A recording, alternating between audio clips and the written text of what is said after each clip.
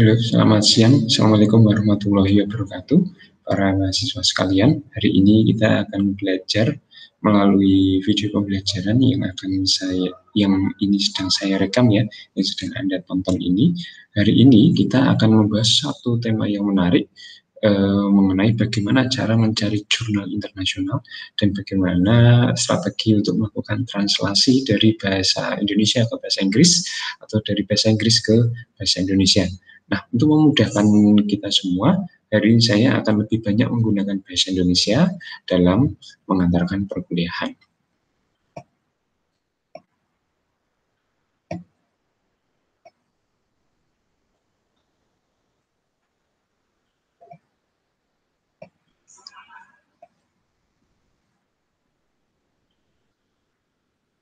Oke, ini adalah topik kita hari ini. Yang pertama adalah bagaimana cara mencari jurnal internasional yang berkualitas.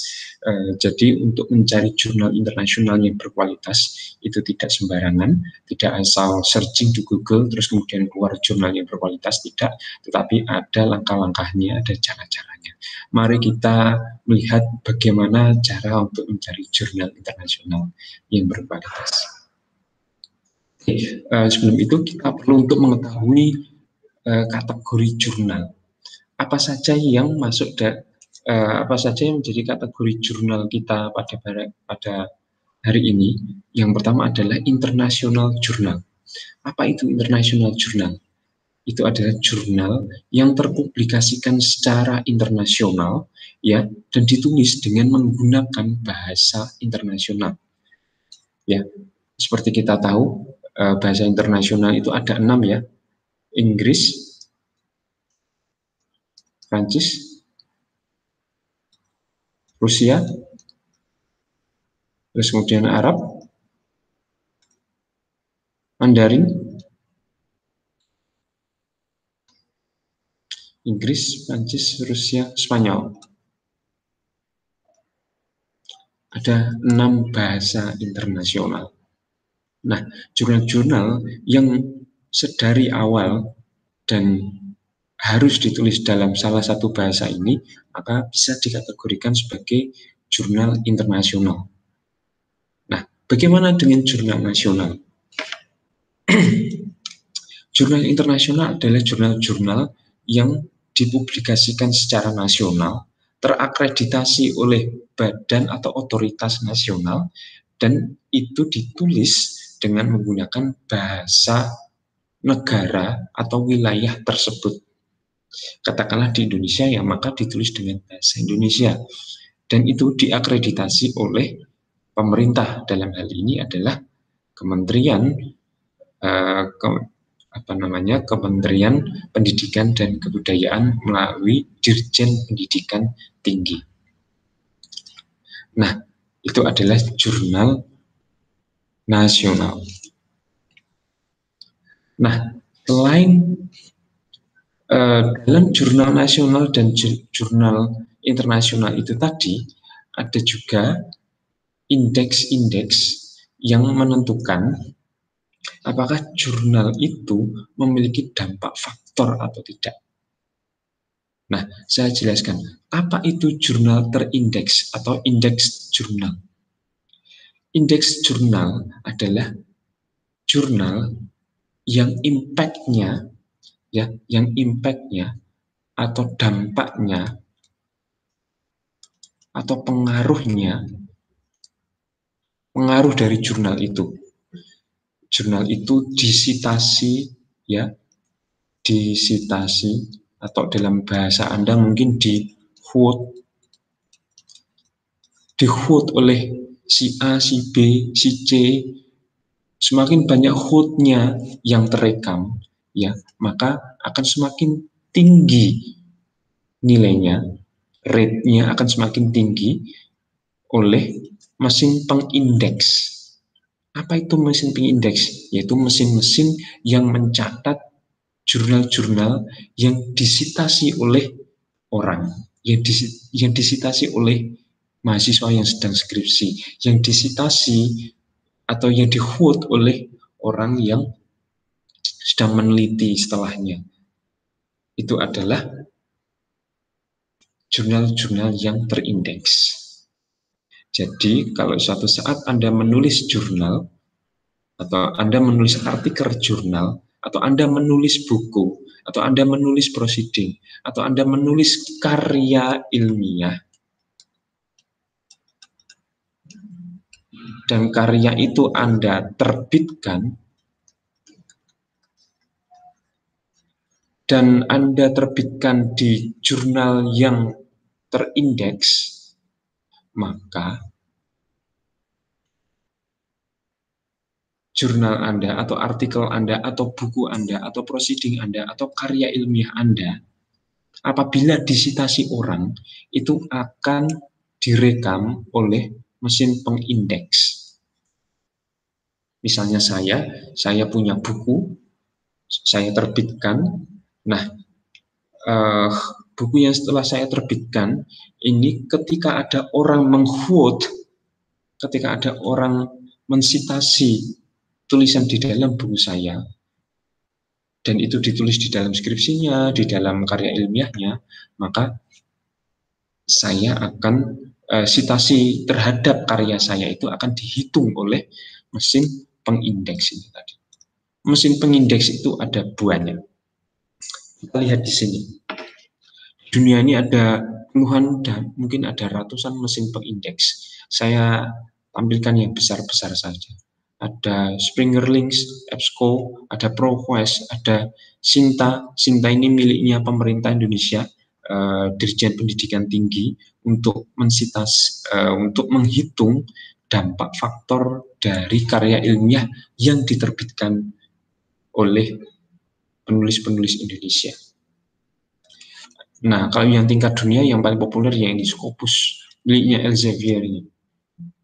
Itu paling dicari. Terus kemudian juga ada ResearchGate, ada Google Scholar, ada WOS, Web of Science, ada juga DOAJ, Directory of Open Access Journal, dan juga Wiley Library. Ada dan masih banyak sekali mesin-mesin yang menghitung sitasi dari karya-karya ilmiah.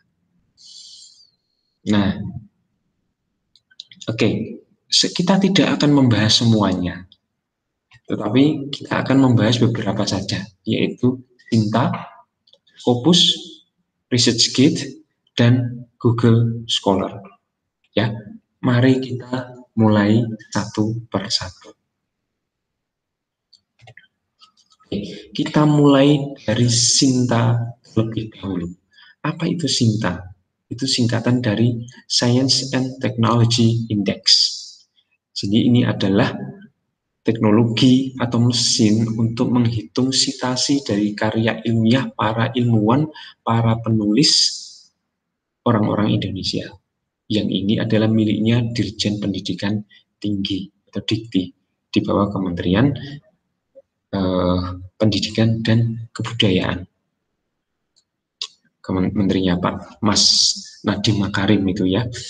Nah, oke, di dalam Sinta yang diindeks oleh Sinta ini adalah jurnalnya. Jurnalnya diindeks oleh Sinta. Nah, ini tadi pengertiannya.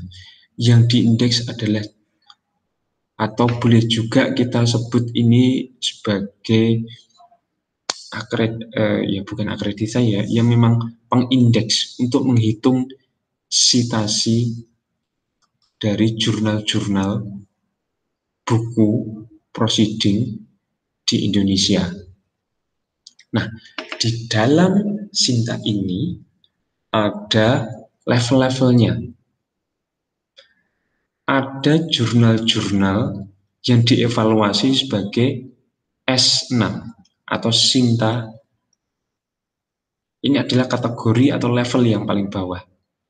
Di atasnya Sinta 6 ada Sinta 5. Berarti level yang setingkat lebih tinggi dari Sinta 6. Di atasnya ada Sinta 4, Sinta 3, Sinta 2 sampai Sinta 1. Apa maksudnya Sinta 1 sampai Sinta 6 ini? Nah, saya jelaskan di bawah ini. Ini adalah peringkat satu jurnal atau kategori satu jurnal atau level dari suatu jurnal. Kalau Anda misalnya mensubmit dan mempublikasikan artikel karya ilmiah Anda di Sinta 6, itu berarti Anda sedang ya mempublikasikan karya ilmiah Anda di jurnal yang level citasinya paling rendah dalam indeks Sinta. Ini nilainya 30-40. Sinta 5, Sinta 4, Sinta 3, itu maka hasil evaluasi indeks citasinya semakin ke atas, semakin tinggi. Nah, bagaimana untuk meraih Sinta 6, 4, 3, 5, 2, 1, ini tentu ada prosesnya. Namun, yang ingin saya sampaikan di sini adalah semakin kecil angka Sintanya, maka itu adalah kategorinya semakin bagus. Nah, yang menjadi standar di Indonesia sebagai jurnal terakreditasi nasional ini adalah Sinta 2 dan Sinta 1. Karena kalau Sinta 2 itu artinya juga terakreditasi baik. Kalau Sinta 1 berarti terakreditasi A atau sangat baik. Indeks citasinya itu 70-85 kalau Sinta 2. Kalau Sinta 1 di atas 85. Nah, Sinta 1 ini selain terakreditasi A atau nilai citasinya di atas 85, ia juga atau ia terindeks sebagai jurnal yang diakui oleh Scopus. Ya, jurnal Scopus. Apa itu jurnal Scopus? Nah, tadi kan Scopus setelah ini akan saya jelaskan.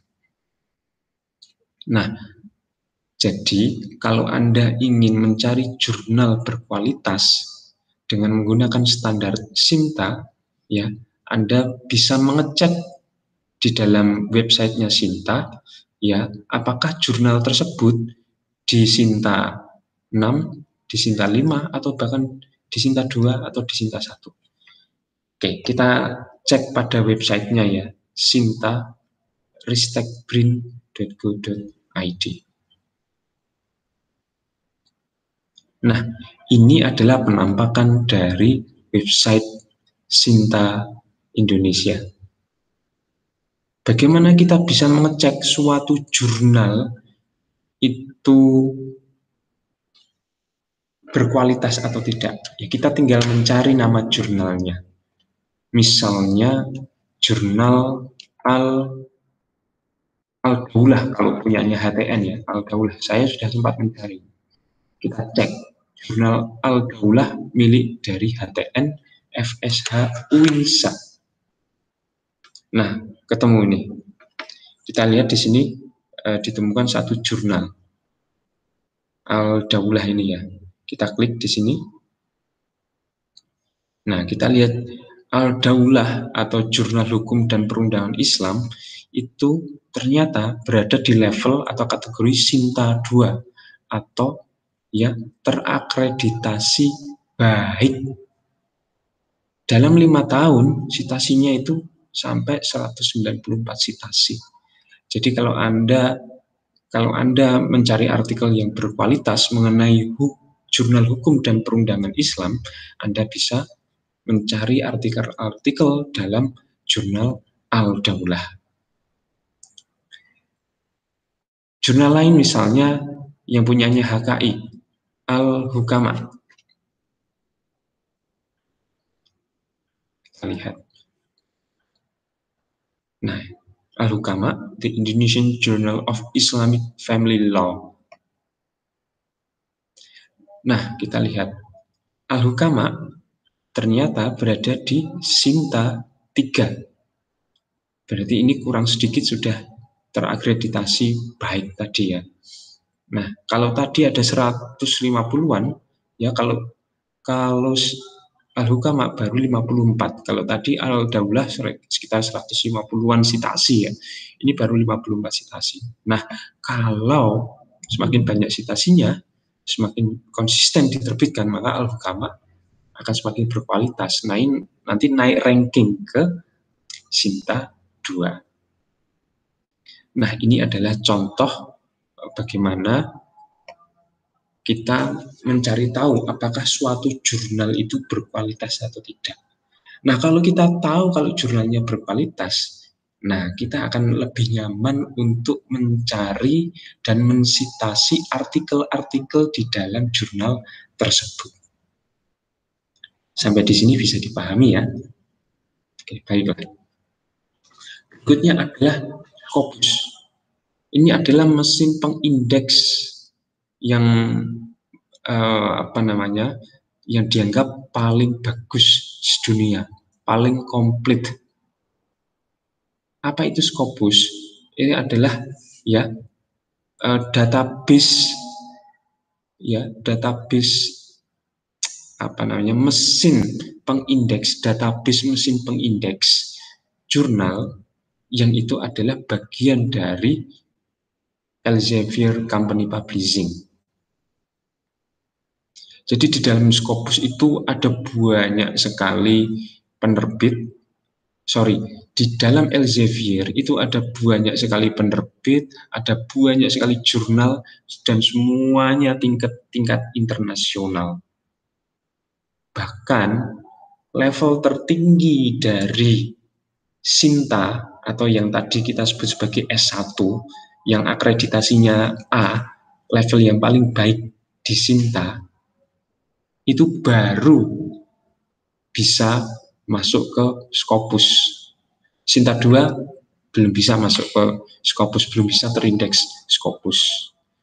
Jadi Scopus ini adalah database terbesar dari karya ilmiah dari seluruh dunia. Citasinya paling lengkap. Nah,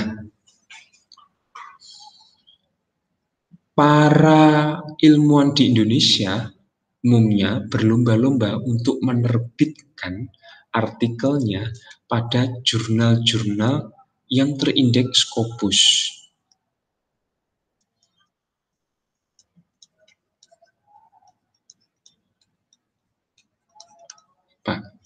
Jurnal yang terindeks Scopus, karena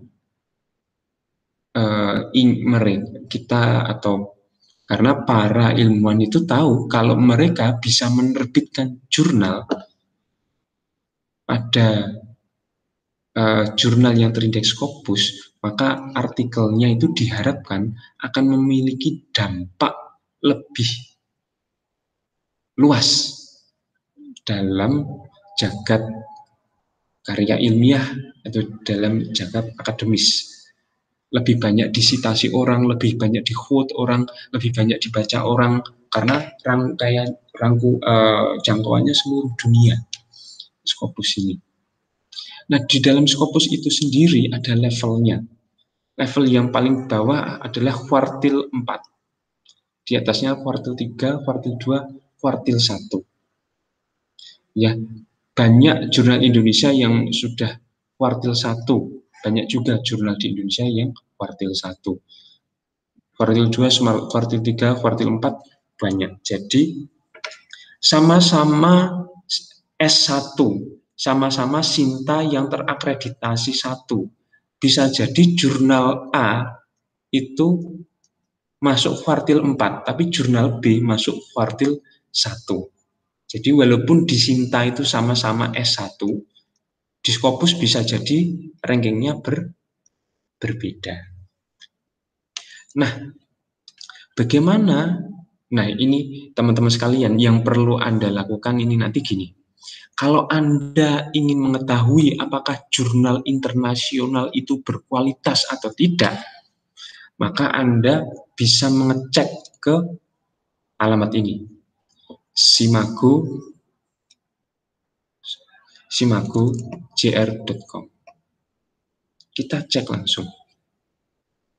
Nah, ini adalah Simagu. Apa itu Simagu? Simagu ini bagian dari Scopus juga. Ini adalah untuk mengetahui ranking dari jurnal dan ranking ranking negara berdasarkan jurnal-jurnalnya. Misalnya saya mencari jurnal mengenai constitutional law. Saya mencari jurnal constitutional law yang terindeks Scopus, maka saya mencarinya di Simago JR. Nah, kita lihat di sini bahwa ternyata dari seluruh dunia, ya, dari seluruh dunia, ini semuanya, seluruh dunia, seluruh negara, ternyata hanya 4 jurnal HTN atau Constitutional Law yang terindeks oleh Scopus. Hanya 4. International Journal of Constitutional Law, European Constitutional Law Review, Constitutional Law Library, and Hastings Constitutional Law Quarterly. Hanya 4 ini di seluruh dunia. Nah, jadi kalau kita mau mencari jurnal internasional yang benar-benar berkualitas, ya kita membaca 4 jurnal ini tentang constitutional law. Anda cari, Anda baca, yang topiknya selaras dengan Anda quote.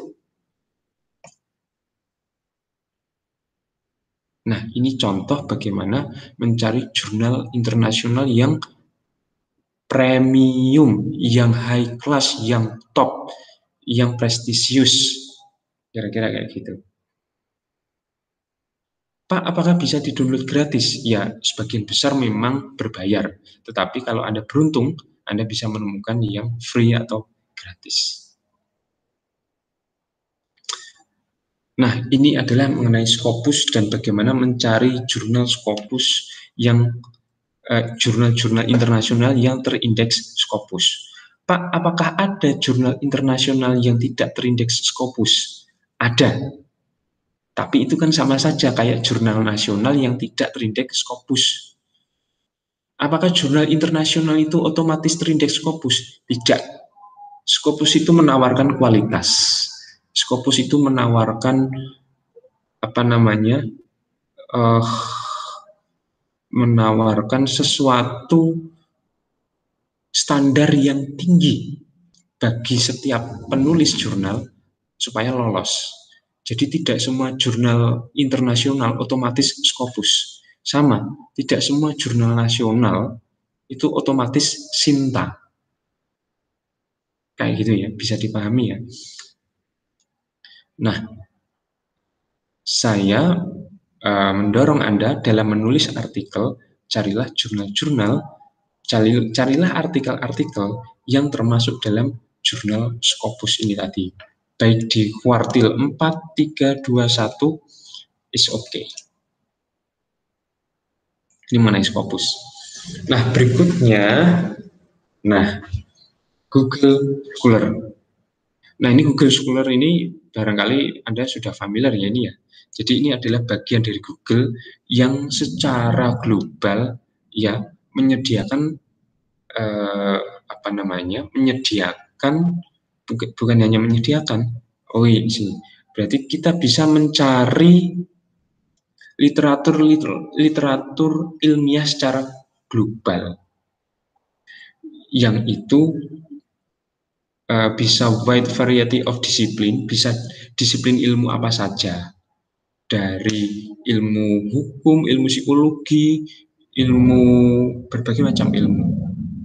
Nah, di dalam Google Scholar itu Anda bisa mencari artikel ilmiah, artikel jurnal, artikel konferensi, artikel seminar, ya, pokoknya berbagai macam artikel ilmiah. Bahkan Anda bisa mencari tesis, Anda bisa mencari skripsi, Anda juga bisa mencari buku-buku yang memang diterbitkan secara ilmiah. Buku-buku ilmiah yang diterbitkan itu rata-rata sudah otomatis terindeks Google Scholar.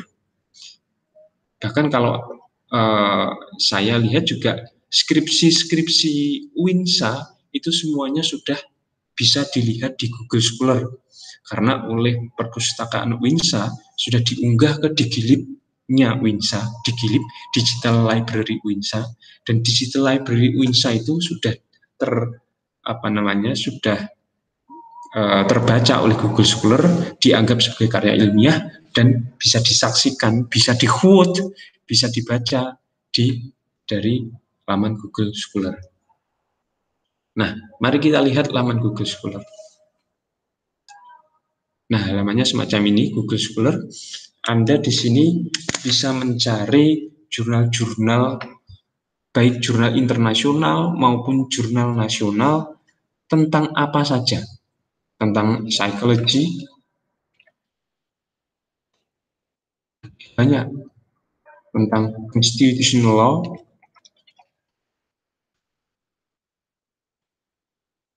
banyak. Buku, kemudian artikel ilmiah, ada banyak sekali. Dan kita bisa menyesuaikan, kita ingin mencari dari tahun berapa ke tahun berapa. Misalnya dari tahun 1900 sampai tahun 1960. Kira-kira ada nggak? Ternyata ada. Tahun 1929. Tahun 38, tahun 59, tahun 1914 ada. Jadi saya kira ini adalah mesin sitasi, ya, database artikel yang sangat komplit di seluruh dunia. Nah, kalau Anda ingin mencari jurnal-jurnal atau buku-buku atau karya ilmiah yang berkualitas, Anda bisa mencari di Google Scholar. Kalau itu muncul di Google Scholar, berarti dia termasuk karya ilmiah. Itu ya, bisa dipahami mengenai Google Scholar. Kemudian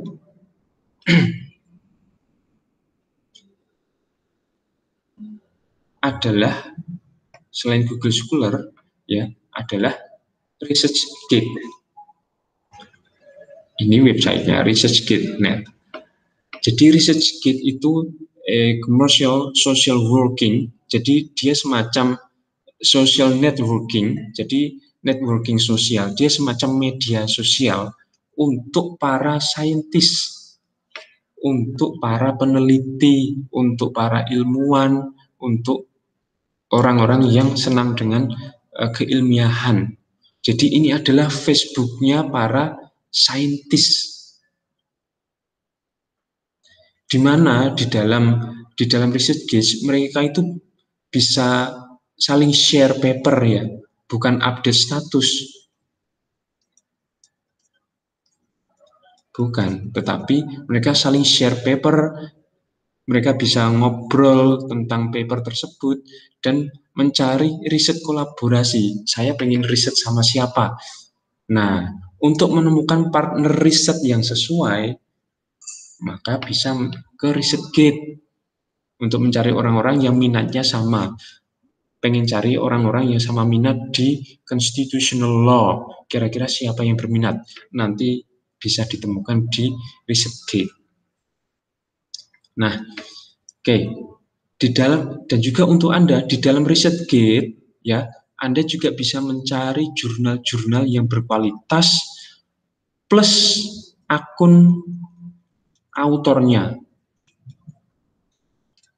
Nah, ini karena ini adalah Facebooknya atau Instagramnya atau TikToknya para saintis, itu di ResearchGate. Mari kita lihat websitenya. Nah, ini kebetulan langsung masuk ke profil ResearchGate saya. Punya saya. Nah, di dalam ResearchGate ini Anda bisa misalnya mencari nama jurnal di sini. Al-Daulah. Misalnya kayak gitu. Kita bisa juga mencari di sini. Oh, ternyata Al-Daulah tidak punya akun di sini. Oke, kita mencari akun salah satu nama, misalnya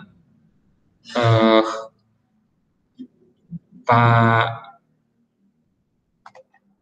Muhammad, salah satu saintis internasional, misalnya Gardner.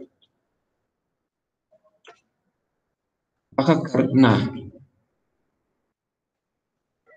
di sini ada berbagai macam orang yang namanya gardener. Nah, saya perlu mengecek gardener yang saya cari yang mana. Nah, yang ingin saya apa namanya? Dan kita bisa bercakap-cakap dengan mereka, kita bisa chatting, email-emailan dengan mereka. Nah,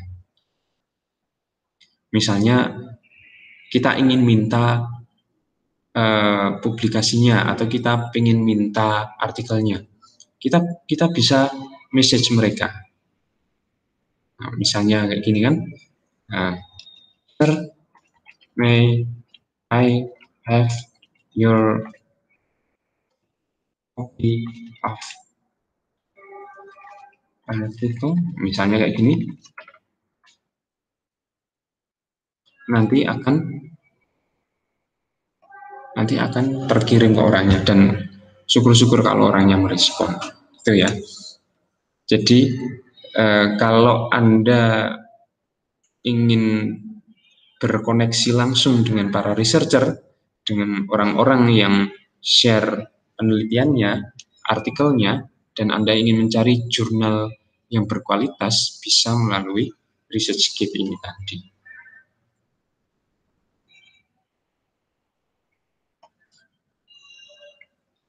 Nah, ini tadi mengenai ResearchGate. Jadi kita sudah belajar, kalau Anda ingin mencari jurnal yang berkualitas, carilah jurnal-jurnal yang terindeks Sinta, yang terindeks Scopus, jurnal-jurnal yang ada di Google Scholar yang diterbitkan atau terindeks di Google Scholar, atau jurnal-jurnal yang bisa Anda temukan di ResearchGate. Apalagi Anda bisa berkomunikasi dengan para autornya di ResearchGate. Bisa dipahami ya sampai di sini ya? Oke, baiklah.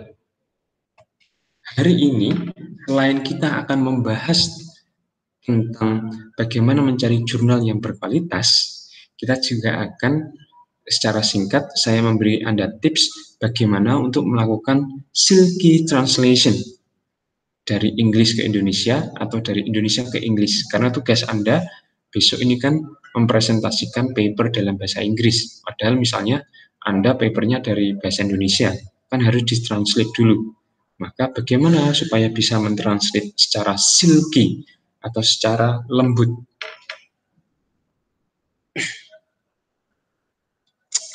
Oke, singkat saja. Pertama, tentu Anda harus mengerti dasar-dasar bahasa Inggris ya secara adekuat atau secara cukup. Kalau Anda tidak memiliki dasar bahasa Inggris secara cukup, pemahaman bahasa Inggris secara cukup, saya kira akan kesulitan. Namun saya yakin bagi Anda yang sudah di semester 6 di tingkat universitas, saya yakin Anda sedikit banyak memiliki kemampuan bahasa Inggris yang baik. Nah, apalagi di poin berikutnya ya, sekarang ini kan sudah banyak sekali aplikasi-aplikasi translasi yang bisa membantu Anda untuk mentranslate artikel Anda dari Indonesia ke Inggris atau dari Inggris ke Indonesia. Nah, kalau Anda membuka Play Store, ada banyak sekali tentunya aplikasi-aplikasi yang bisa Anda gunakan. Anda bisa pilih salah satu dari aplikasi tersebut untuk membantu Anda.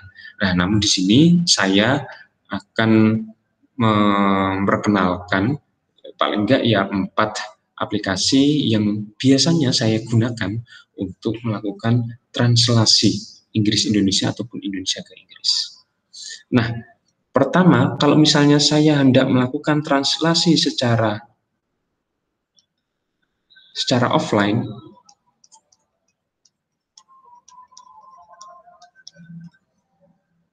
saya akan menggunakan aplikasi ya KBBI atau kamus, aplikasi kamus Indonesia Inggris Inggris Indonesia, dan juga kamus Thesaurus.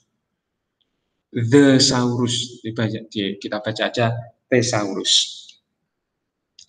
Kalau ini jelas untuk translate dari bahasa Indonesia, untuk isinya adalah kosakata bahasa Indonesia atau bahasa Inggris, jadi kita tahu artinya. Gitu. Kalau kita lupa apa bahasa Inggrisnya, kita buka kamus ini. Nah, kalau aplikasi Thesaurus ini apa? Ini adalah aplikasi sinonim atau makna dari suatu kata. Sinonim dan makna. Jadi kalau bahasa Inggrisnya misalnya ini ya, bahasa Inggrisnya understanding kan paham atau memahami. Bahasa Inggrisnya understanding. Nah, dalam hasanah bahasa Inggris, orang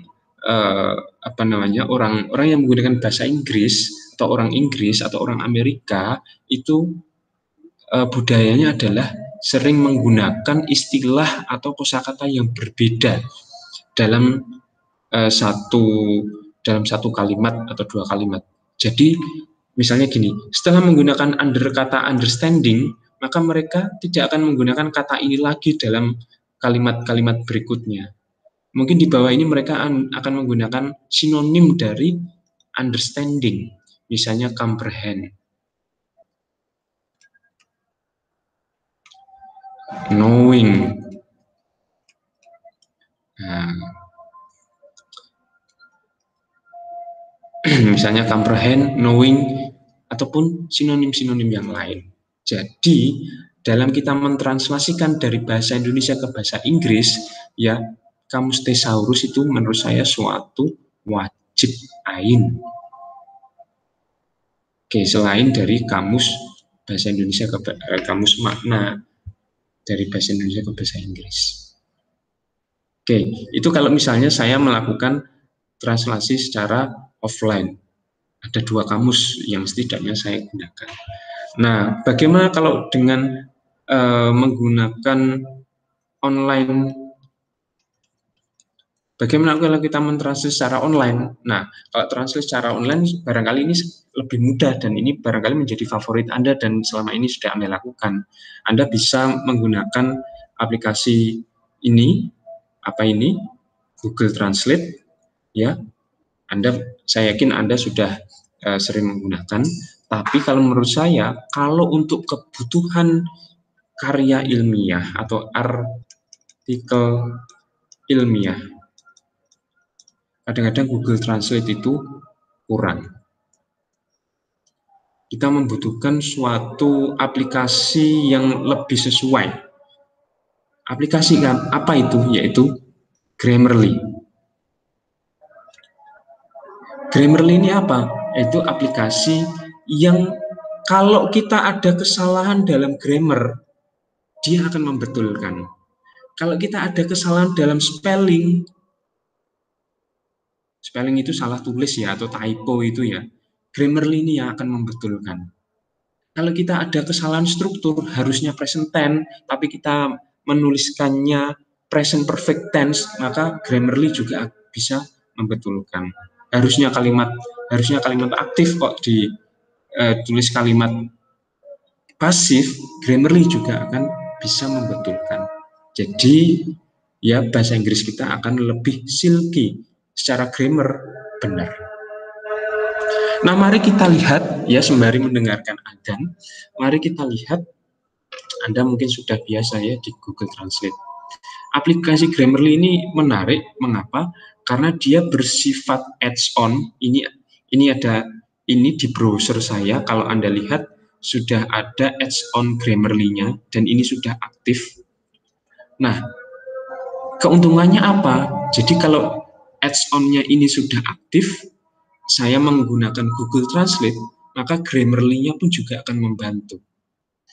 Misalnya saya menulis bahasa Inggris, saya salahkan ya, saya sengaja menyalahkan supaya dibenerin sama si Grammarly-nya ini tadi. I I does those thing.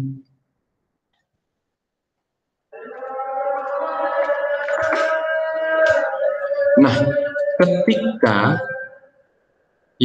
ketika kalimat yang kita tuliskan itu tidak benar, ya, ini Grammarly ini akan menunjukkan indikator warnanya merah dan ada angkanya. Angka ini menandakan berarti ada dua kesalahan yang saya lakukan. Dan di sini sudah ada garis merahnya yang salah-salah ini. I does. Nah, Grammarly kemudian sudah punya advice.